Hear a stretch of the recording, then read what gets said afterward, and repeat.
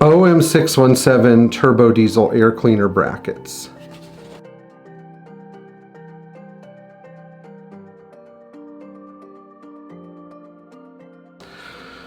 Those of you that have a 300 SD, 300D turbo, 300 TD turbo, 300 CD turbo, unless you have an 85 California version, know what this is. This is the air cleaner bracket, and sometimes these mounts go bad, sometimes the holes strip out, and most of the time they break right here at the rear part of the bracket.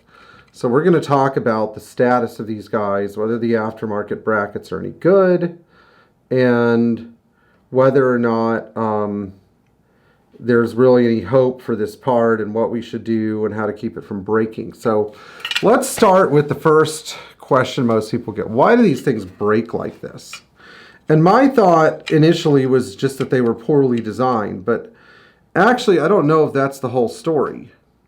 One of the problems with these brackets is that they're right above the passenger motor mount. And when the passenger motor mount or the passenger engine shock on an OM617 starts to go bad, the engine vibrates a lot more. You start to get this sort of dull, constant vibration, especially at higher engine speeds that you may not even feel in the passenger compartment, that really stress the heck out of this unsecured rear part of the bracket. Now, the thing that really perplexes me is the fact that the front part never breaks, or hardly ever breaks, and that's because there's an additional mounting point at the rear part of the bracket where the front part goes into the elbow macaroni U-shaped tube going into the turbo. So the problem with these now is that they're unavailable from Mercedes. They went in LA last year. We don't know if Mercedes is going to make more. So my first thought is that means that we have to prioritize things like used brackets and broken brackets. The protocol for fixing one of these at Pierre Hedary, just so you know what my secret is we take all the bad ones, take them to our machinist, or we take them to Austin at Stuttgart Restorations. We have this arm welded and reinforced. And that usually works as long as we deal with the underlying problems of motor mount failures, bad rack damper pins, or in some cases, believe it or not, the seals inside the elbow tube get really hard, and vibrations are transmitted there as well. So these things are all items you need to take into account if you want to have a perfect running 617 turbo diesel. Now, another thing that really helps is, well, making sure that the buffers don't break either. And they're expensive. They're $16 each, but I'm a big fan of using genuine Mercedes parts here. And even though Mercedes doesn't make the heat shields, you could get them from MTC, and they're fine. I mean, they're not genuine Mercedes perfect, but they're good enough. They literally do the job of keeping the heat away from the rubber buffer. And as you notice, none of the shielded rubber buffers, even though they're generics on this air cleaner bracket, are broken. Another thing you could do is reinforce the bottom with a nut. So that's another great idea. Now, when you're installing these things, try to install them with none of the buffers installed.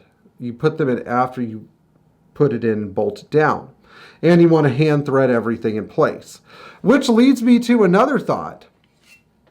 The typical Mercedes source viewer will say, oh, the cheap bracket from MTC is fine. And I think you probably know these brackets. They're silver. They kind of look like the right part. You could visibly see the spot welds here. This was an OEM one that was sold through WorldPack. And it's a few years old, but we're going to fix it. But the MTC ones have a bunch of crude spot welds right here. And the spot welds, I think, are mostly for show because they don't hold up at all. And the most common way that the MTC units die is that the outer tongue, separates from this, the T-bar. Now, does it mean that you can't fix the MTC unit? No, you can. You just have to take it apart and take it to a welding shop. But there's another problem with them, and that's that mounting point A, mounting point B, mounting point C don't actually line up, so you have to force them in place, which causes them to fail faster.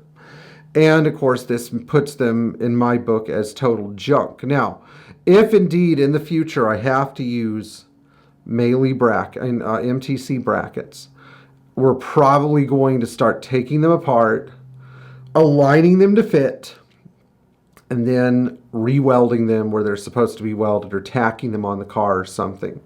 we're probably going to have to do 10 at a time and then sort of re-engineer them to fit. But they're really poor quality, whereas with the genuine Mercedes ones, they would go through a lot of abuse before they broke. Unfortunately, there are several different types of classic Mercedes owners that watch this channel. There are those that keep their car running and they get a lot of technical advice from Kent Bergsma, which is a mixed bag. Some of it is fine, some of it is okay, some of it is great, and some of it isn't. And then, I think my niche is mostly for the viewer that wants their car not just to look and run great, but to function like it was supposed to without a K&N air cleaner and a hood stack and all that garbage.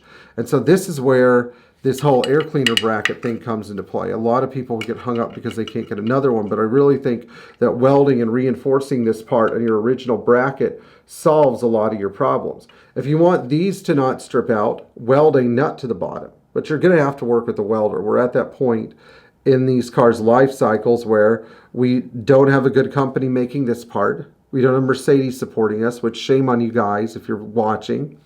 And we've got to come up with a solution that's the best solution. So don't throw your air cleaner bracket away. Get it repaired. And inherently, I don't think it's the best design. It's probably the weakest point on the car, to be honest, but it doesn't mean that it's garbage. It doesn't mean it can't be made to work. Just like most things in these cars, there is a way to resolve the problem. So don't give up. Okay, so next, I would really like it if you guys could like, share, and subscribe this video, because we're at 36,000 subscribers, which is a big deal. But like the number that I always would love, I would love to see is 40, and the number that I'd really, really, really love to see is 50. If we could get to 50,000 subscribers, then I don't think they make a bronze play button, but maybe one day we'll get to 100. I'm not sure, but I hope so. So guys, keep helping me, please. If you're not subscribed, then I would be really happy if you could be. Thanks.